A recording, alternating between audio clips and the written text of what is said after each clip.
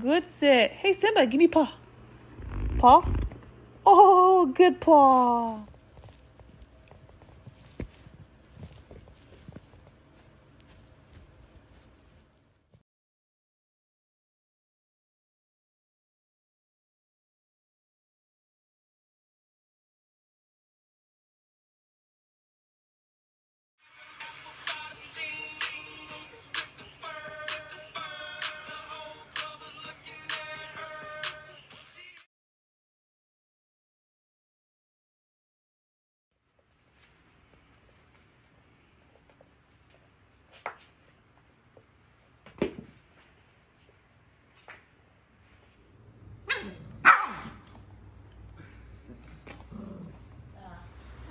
Hi, Simba. Simba's a good boy. His favorite toy is my sandals. Huh? Tell him. Simba, Simba, Simba. Why am I handsome boy?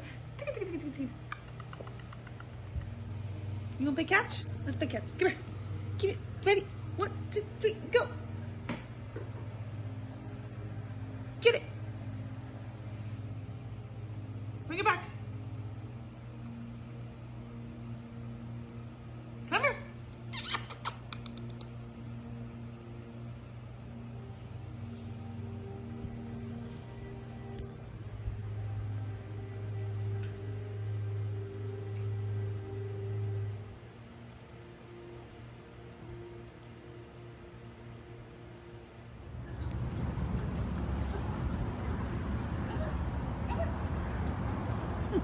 Let's go. Let's go. Let's go. Let's go. Come on. Come on. Good boy. That's the most active he's been. Yeah, I know. He's out here playing with Boo and Sophia. Hi, Fia. Hi, baby.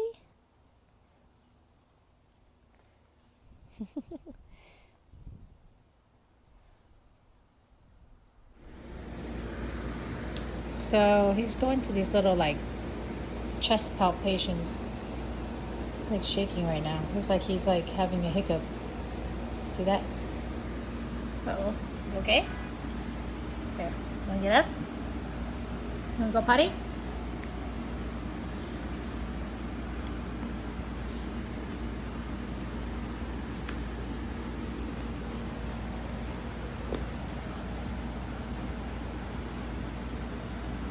It's like almost like the hiccup, and then before he was drinking water, he was kind of wheezing a little bit.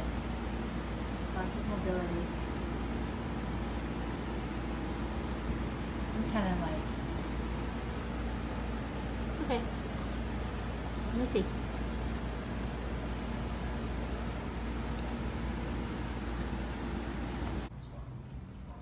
Look, he wants to just be outside.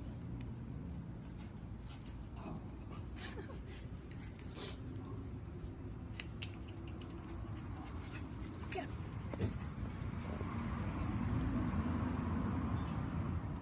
Let's go. Come on. Come on.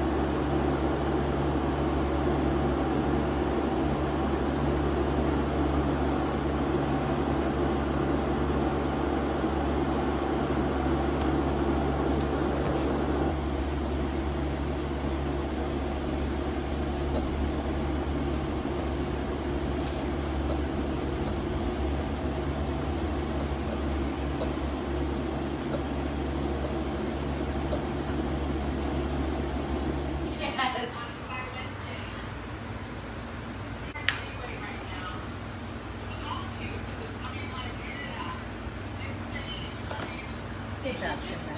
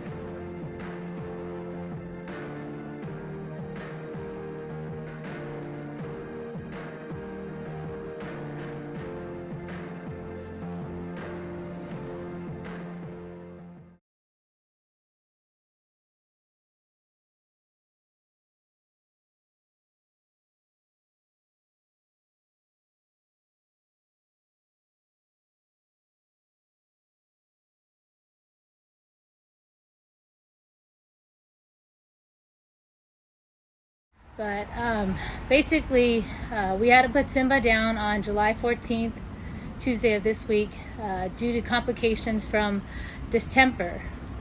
And I don't know if you guys are following my Instagram. I had a couple posts earlier that I talked about. He was struggling with meningitis. So for you guys who are logging on, just to kind of understand the timeline. So Leonie and I, obviously we're gym owners, and we've been busy with a lot of things with the gym. We had to close. We opened outdoors. Just kind of keep up with life. It's just been a lot, right? So we weren't really looking for a puppy, to be honest, but Simba just kind of came upon our lap almost. Her sister was in the process of getting some puppies, and Simba's owner, the person who was going to get Simba originally, decided that that person didn't want Simba anymore, didn't want a puppy, or couldn't get a puppy. So we got an opportunity, and then once we saw Simba, we're like, oh my god, he's so cute, why would you not want Simba? Like, Simba is like the cutest dog like ever. He's like the most precious dog.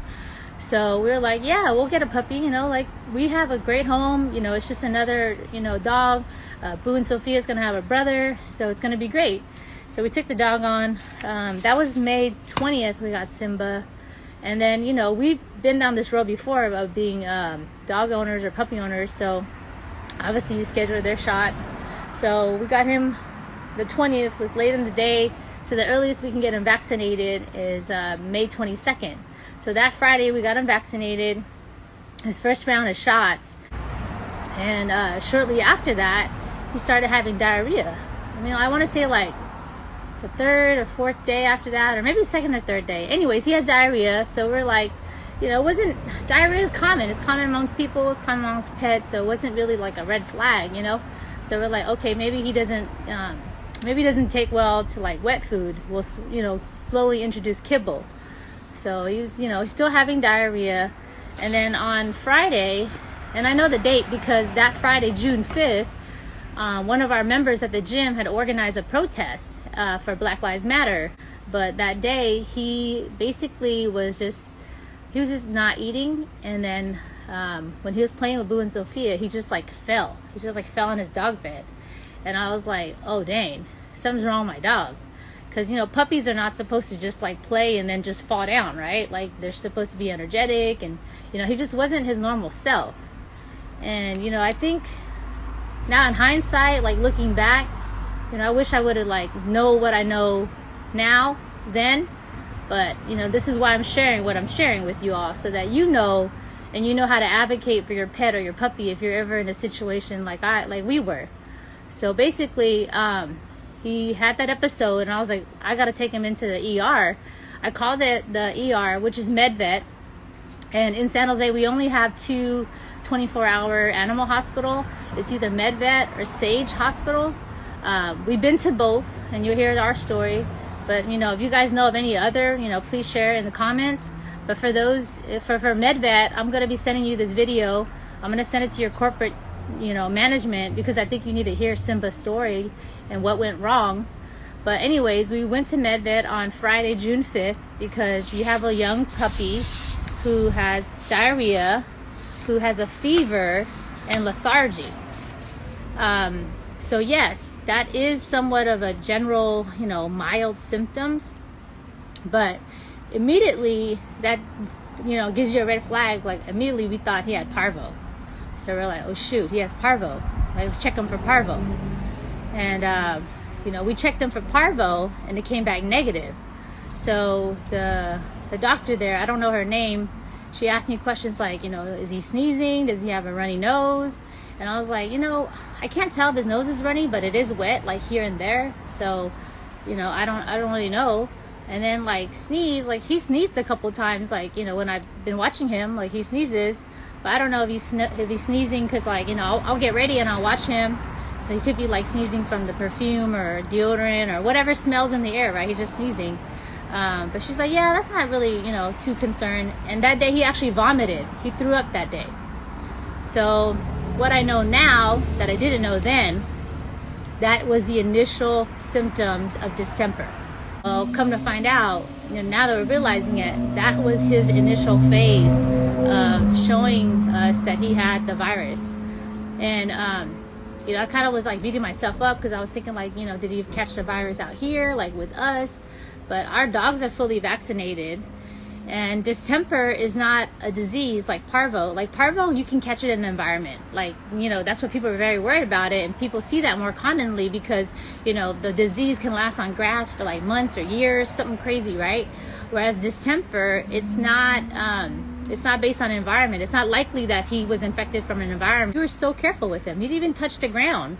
We held him everywhere. We put him in carriers and bags. He just went outside in the tile and then the concrete we have here, but the concrete's very clean and safe. So none of that happened. And also when the symptoms started manifesting, it was exactly like, 5 to 7 days after we already got him. So by the time we got him, he already had the virus, basically. So I think for me, I'm just really, really upset and disappointed because, he went to the hospital and none of the doctors even mentioned distemper to us. Like, I didn't even know what distemper was. Like, a lot of us don't even know what distemper is, and no one told us about it. And I feel like that's where things could have been, if we were to like look back and if we could have done something then, it would have made a big difference. And I hear some doctors tell me that, well, by that time it's too late. He already had the virus. But I beg to differ. Since everything that happened to Simba, I learned a lot of things about distemper. And there's a lot of treatment that's out there for distemper. Distemper is, there's no cure for it. But viruses, there's no cure. Like with an infection, you can take antibiotics and get rid of it. But obviously, or with a bacterial infection. But with a virus, there's no cure for it. But there's treatment for it, And I felt like I was kind of like, we were like, we were cheated. Like, nobody told us about this virus. Nobody checked for it.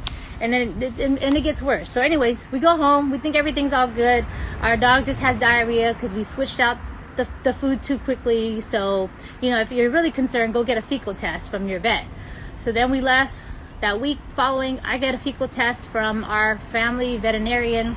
So anyways, he has parasites, warm. We get him the antibiotics. He's taking antibiotics. And now he has bloody diarrhea. So we're like, dude, like, what the hell's going on? But I was like, just run the course because the doctor's already seen us. This is what they told us, right? Like, it happens, your dog just has parasites, and that the antibiotics is supposed to last for 10 days anyways. So we give him the antibiotics, and then that took about 10 days, and then maybe 12 or 14th day. The 14th day, it resolved itself. He didn't have diarrhea anymore. And then 2 days later, he had seizures. So it was that Saturday, and he had 4 seizures in one day. And the first 3 seizures, we didn't even know. Like, the first seizure, we didn't even know it was a seizure. It was basically like a head tremor. And from what I understand now, doing research about distemper, that is actually one of the, like, kind of the symptoms of distemper is, like, the dogs will have these things like a head shaking. So Simba would, like, all of a sudden he did this head shaking thing, and then he started to drool. And I was like, what the hell? Like, I thought he, like, bit one of my Nike sandals, and he's, like, spitting out the gel or something, right? So I'm like, dude, wow, that was really weird. But, it's just 10 seconds. You kind of brush it off. And then we went to the store, and then Leonie was watching him, and then he had 2 more head tremors, like one at 1 and one at 3 p.m. in the afternoon, about 10 seconds long. And then that night, we were having like a family dinner, family barbecue in the back. He had like a 5-minute seizure. And when he had that 5-minute seizure, like, I pretty much, like, I panicked. Like, I was just panicking. I really was panicking. Luckily, our sister Fiona was there and her fiance, and they kind of like grabbed Simba and they like calmed him down, and they're like, it's gonna be okay. So at this point, it's June 26th. It's 3 weeks from the time we had put him into the ER, and they just sent us home saying there was nothing, and now he has seizures. And from what I understand now, at this phase of the virus, like, his survival rate is like anywhere between 10% to 50%. But still, that's what I know now. But at the time, we didn't even know what was wrong with him. So we take him to the ER, and he has these seizures. And then they're like, they give him anticonvulsions, all these medications like Keppra. They gave him Keppra at first, which is supposed to be, no side effects or whatever for dogs. So they just give him Keppra. And, the suckiest part is like, we just had to leave him there because we couldn't even go in. So we just had to put him back in the cage. He's like, scared. He doesn't know. He's never been in a kennel. We don't kennel train our dogs. We let them, in their dog beds. They wouldn't let us bring an extra bed in. They're like, no, you have to be here in a kennel. And then like Saturday, like they just give him anticonvulsions. Like no one's researching like, why is my dog having seizures? And 3 weeks ago he was at your hospital. He had a fever, he had diarrhea, and he was lethargic. He had all these symptoms that kind of point towards, distemper. But nobody was checking him for distemper.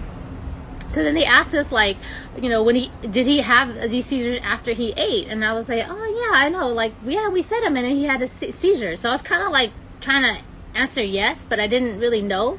So they're saying there's something wrong with his liver. So then that means he might have a systemic portal shunt.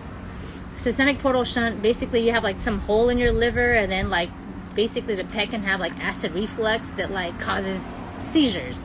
Which I'm like, that is really bizarre, but apparently that happens with like some Maltese breeds, so they can have that. And so I'm like, all right, well, if he has a portal, whatever they call it, a multisystemic portal shunt or whatever, the shunt, we can have surgery and we can fix it. Like, it's not like fatal, right? Not the end of the world. It's still dangerous to have surgery for a little puppy, but we are willing to go the distance with him, right? So they ran the test, and then they ran the test on Sunday, and then on Monday they were like, the test is negative. There's nothing wrong with his liver. So I'm like, what the hell? So they're like, at this point, if he's having seizures, he has a neurological problem. And if you know anything about healthcare and medicine, when folks say neurological, that's like dollar bills, like a lot of dollars. So I'm like, oh man, damn. And it's serious. Mind you, like I went through this situation with my niece in January, and she had a neurological situation, and it's scary as hell. It's like you don't know what's wrong with your child. You're trying to they're doing all these checklists for my niece, and it's like, no, she doesn't have that, no, she doesn't have it. And then all the time, like, it's all critical, right? Time is the essence, and you're just standing there like waiting for them to give you an answer, and no one can give you an answer.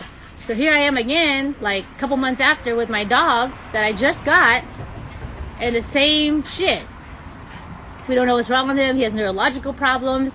We got to run an MRI, CT scan, and we got to take a spinal tap. So at that point, we're like, damn, he has like serious health issues. And, we had to make a decision. And, Leon and I talked, we had a hard conversation, and we were like, let's take money out of this, right? Like, if it was like, let's take money out of the decision. Like, do we want to save him and give him a chance to live and find out what's wrong with him? And we both were like, yeah, let's fight for our puppy. So, we're like, yeah, do whatever test you got to do. So this is June 29th. 2 days passed. Nobody asked us about distemper. Nobody checked. No one bothered to do the test. And thank goodness, this neurologist came on board. And she's like, okay, so part of that, we are going to check for all these things. And basically the spinal tap extracts fluid from your back. And it'll test the cerebral fluid around your back. And basically, if there's like, they check for the T cells, and there's supposed to be like X amount of T cells to show you if there's inflammation around the spinal cord and the brain. And so they finally checked for his spinal cord fluid, and the results came back, and Simba was supposed to have 5 T cells in that sample size that they took, but he had 22. So he had 4 times the amount of inflammation in his body.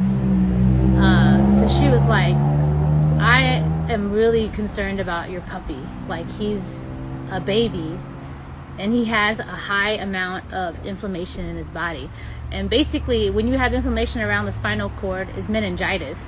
So that's why I posted about meningitis. So basically, he has meningitis, but meningitis is a symptom of something else, right? So we don't know what type of meningitis he has.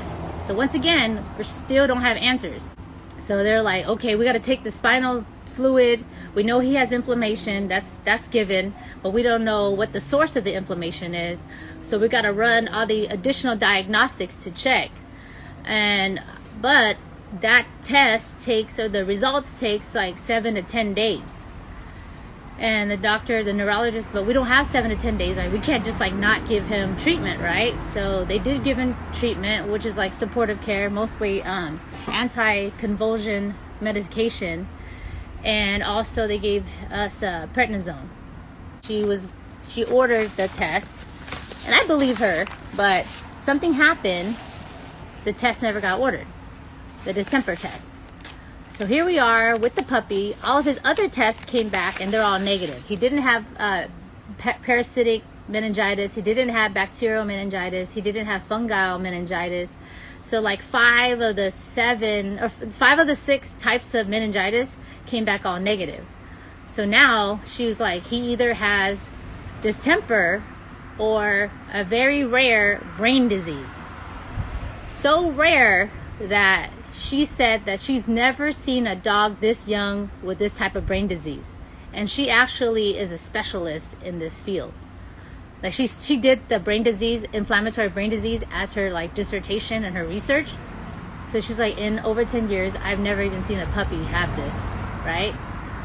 But she's like, the inflammation is so high, I don't think he has distemper. So I'm like, you know what the hell? I need to research like distemper. Like, what the hell is distemper, right? So I did research, and I want to say thank you to, I want to send this video to you guys. So thank you to Ed Bond. He's in New York, but he is the founder of Kind Hearts in Action. I think he's in New York. I apologize, Ed. I don't know exactly where you are, but I just want to thank you for responding to my email, because at this point, like, I'm literally desperate. Like, nobody's messing with us. No one's picking up phone calls. No vet is like, we're not trying to see new patients. Like, this whole COVID-19, like, it's such craziness, because a lot of people are trying to get puppies. So the vets are super busy and no one wants to see us. And especially, who's going to go treat a puppy with a rare disease? Like, literally no one. And in fact, the neurologist that we worked with, she was just like, I hate to tell this to you. Like, I know you guys have tried everything. You guys done everything right. But like, he has 2 bad situations. He either has inflammatory brain disease, which is really rare and there's no cure for, or he has distemper, which is also bad and basically there's no cure for. So this is like the 7 days before we actually had to put him down. So now, like, finally I'm researching all these things about distemper, and it's just like, it just gets me mad, because like, you know, there is treatment out there, you know, like, yes, there's no cure for cancer, but there's treatment for cancer. There's chemotherapy, there's radiation, there's things that you could do. And I feel like I was just like robbed, because had I known back in June, like, can somebody tell me about distemper? Like, nobody told me about distemper. It's out on my own, doing my own research, where he's passed. Simba has seen like 7 medical professionals during this period. He's been to 2 different hospitals. He's been to the family veterinarian service. He's been to all these like experts in the field, and no one knows what the hell's wrong with my dog. And no one thought to check for distemper. So that to me, that's just what, like, you know, gets me mad and gets me sad about this whole process. And the only 2 people I reached out to, and they responded out of the compassion and graciousness of their heart. He didn't have to respond to my email. Mr. Ed Bond, he gives me this link to this page.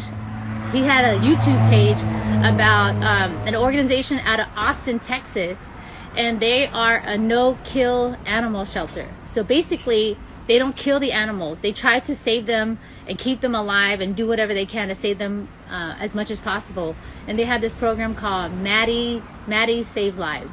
Maddie's Life Saving Academy. Maddie's Life Saving Academy. And they actually have a whole treatment plan, a manual on things to do. Sorry, my dogs are barking. But, you know, Jordana Maribe is her name. I apologize if I'm saying your name wrong. But I also want to thank you for answering my questions and like just being compassionate because like nobody was like picking up our calls, like nobody wanted to see us, you know, like just having a dog that's sick during COVID is like horrible, because like, you know, everything's impacted, you know. Obviously they don't want you in their office because you might give people COVID or whatever, you know. Everyone's practicing social distancing, and then the vets are all busy. Like, we could even get a decent vet to like, you know, to answer our questions and talk to us and like let us know what's going on. But honestly, I think like, you know, for Simba, unfortunately, like when he hit the neurological stage at that young of an age, it's like almost too late.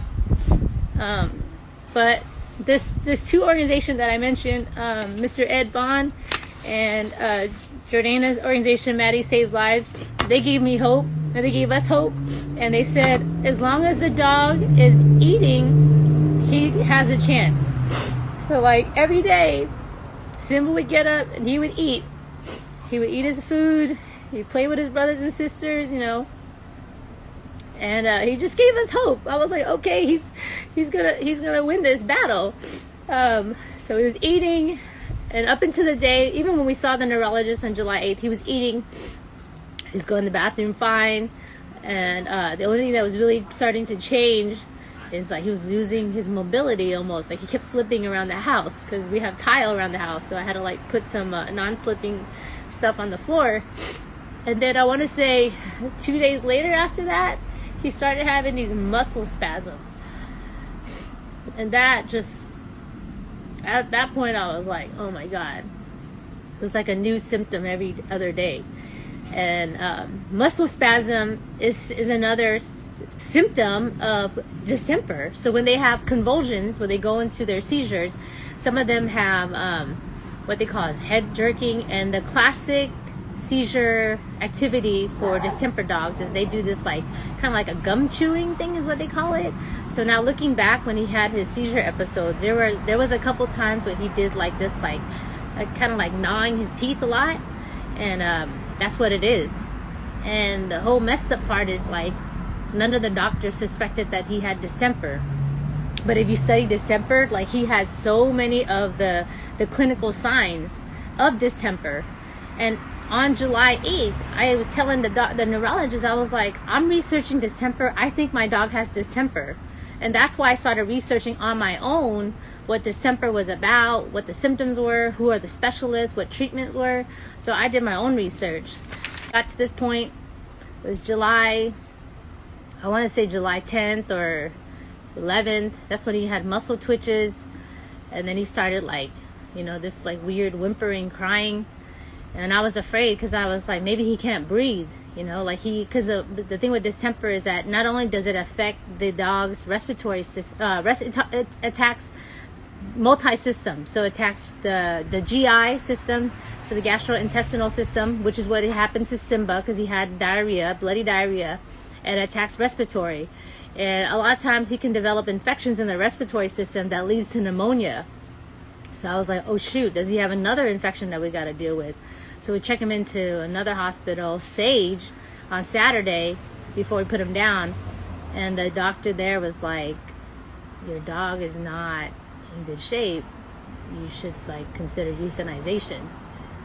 And we were like, no, what are you talking about? Like we were still like, we're not, because we were seeing like he's still fighting, you know, he's still eating. So we were not going to put him down that day because I was just like, again, if he's still demonstrating that he wants to fight, I'm going to fight with him. So I was like, no, I'm not going to put my dog down. Like, we're not, we thank you. And she's like, okay, that's fine. And I was like, he's still playing with his brothers and sisters. He's still eating. He's still going to the bathroom. Why am I going to euthanize him today? Like, no. She's like, okay, well, that gives me, you know, some signs that he can still kind of fight this thing. But I told her the situation. He either has inflammatory brain disease or he has distemper. I don't know. I honestly think he has distemper.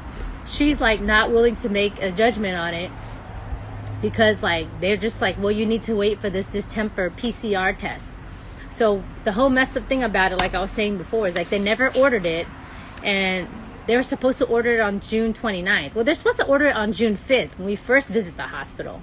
They were supposed to order it on June 29th. Nobody ordered it. No freaking follow-up. No notification.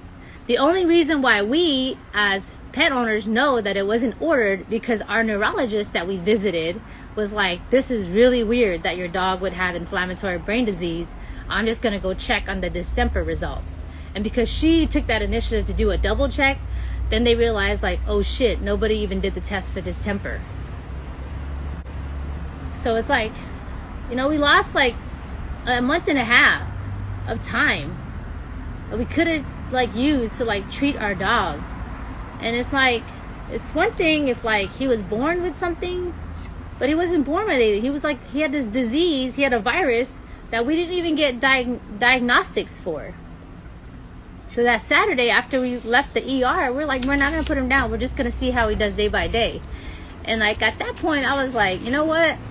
You know, we're going to nurse him back to health. We're going to nurse him back. The research on distemper online, it says like, you just got to buy your dog time. If you buy them time, they can beat the disease. You just got to give them supportive care. You got to give them anticonvulsions, which he was already on, and pain medication. She gave him pain medication, but it wasn't working. He was still in pain. He was like whimpering. So I was like, I called our family vet, and he finally talked to me. He's like, you know, why don't you try CBD oil? Maybe that would give me, you know, help him with relax and like get through it. CBD oil and children's Benadryl to help him to sleep, because he was having a hard time sleeping. So that Tuesday, I woke up and I was like, I'm gonna go get him Benadryl, and I'm just gonna get him CBD oil. Like, I have a friend, she has a card, she has a cannabis card. I can pick up CBD oil. And I just got to give him CBD oil, buy him some time. You know, literally, we're willing to nurse him for another month. Like, I literally stopped. I stopped everything. Like, I stopped working out. I didn't even go to the gym. Leonie didn't even sleep. She would have the graveyard shift. We watched him 24/7. Like, we had a camera set up by his bed. So if something happened while we were in the bathroom, we could literally see it. Like, we were ready to nurse him back to health. But that Tuesday we got up and he was ready. He was done. You know, that Monday night he didn't even sleep all day, and his eyes were like bloodshot, and it was just like he was just crying, and it was like we couldn't let him go through this pain. So, and then the sad part is, so if you want to know, if you got to put a dog down during coronavirus season, you can't be there.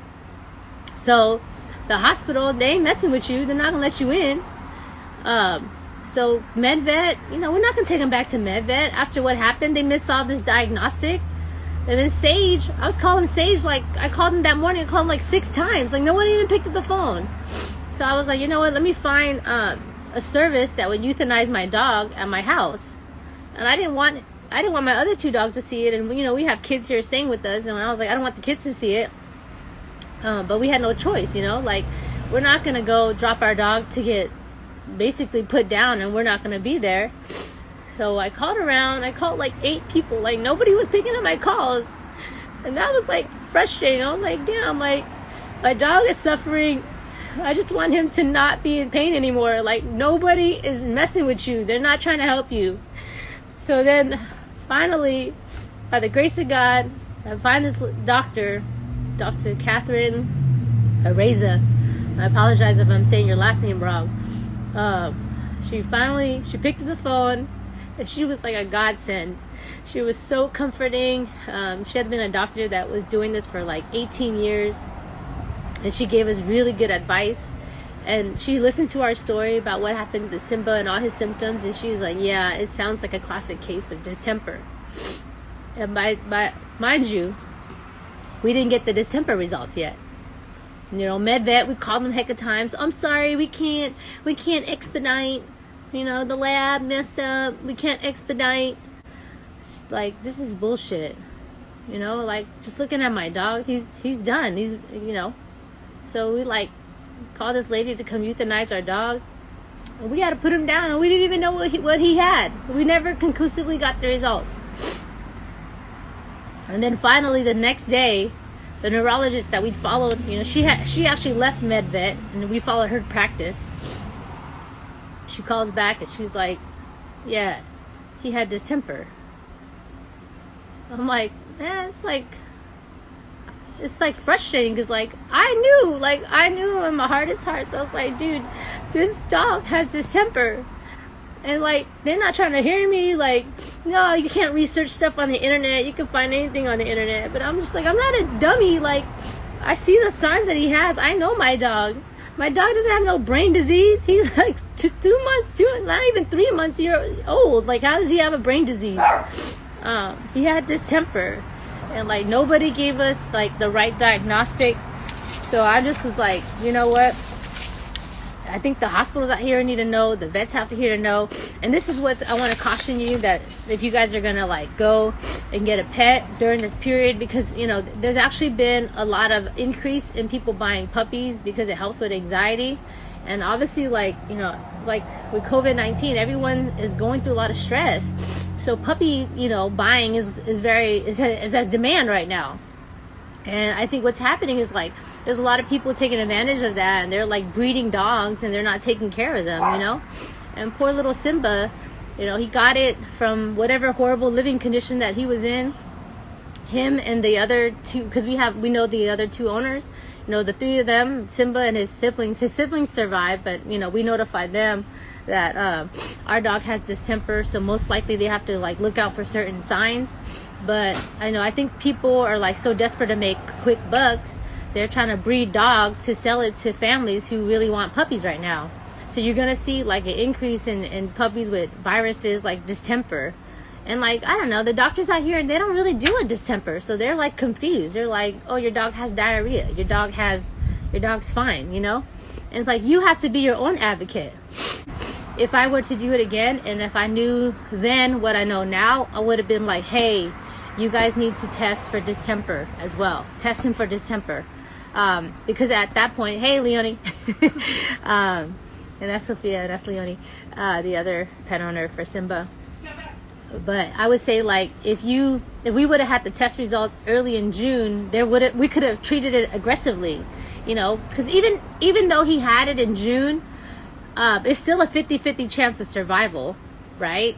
But at least I have a shot, you know, like, at least I had like an opportunity. Like, you didn't even give me an opportunity, you know what I mean? Like, I feel like Simba was like cheated out of this whole process. Like, he was born into an effed up environment, then he saw all these people that were professionals, and then they missed it. And like, you know, it's not like we were at MedVet like one time.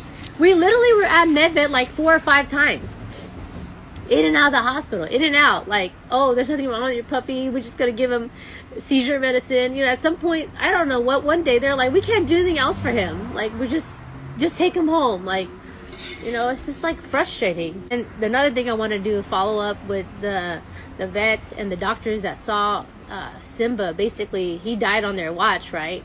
I just want to advocate, teach your staff about how to diagnose distemper and to learn more information about this disease, this virus. Even though it's rare, it does happen. People think it never happens. That's not true. Like, when I was talking to that organization in Austin, they had a distemper outbreak. And they had over 200 puppies that had distemper, but they saved a lot of them. I mean, not all of them. Some of them died, but that's what I'm saying. It's not like a death sentence. Dogs do overcome distemper. You just got to give them a chance. You know, I just felt like, you know, Simba, you know, God bless his heart, you know, he's got to have a chance. Like, we gave him a chance. We tried to do everything we could. And like, honestly, that Tuesday that we put him down, like, if I got up and he was feeling like, if he looked like he was willing to fight, I would have fought with him another day. We would have fought with him another day. We were willing to go like the ends of the earth for him. And we did, you know, but he was done. Like, he wasn't fighting anymore. So I'm glad that we had an opportunity to show him love and show him the home that he, you know, deserved. It was short, but we learned a lot.